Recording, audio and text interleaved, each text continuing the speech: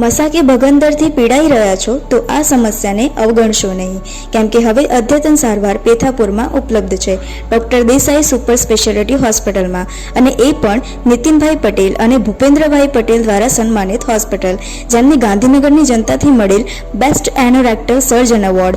શું તમને બેસતા દુખાવો થાય છે, ટોયલેટ જવું પણ મુશ્કેલ લાગે છે, અને ઘણા લોકો શરમ કે ડરથી સારવાર લેતા નથી? પણ યાદ રાખો, મોડી સારવાર એટલે મોટી સમસ્યા. આમાં તકલીફ ઘણી હોય છે, જેમ કે આગળ જઈ શકે છે સતત દુખાવો, બ્લીડિંગ, ઇન્ફેક્શન અને છેલ્લે મોટી સર્જરી.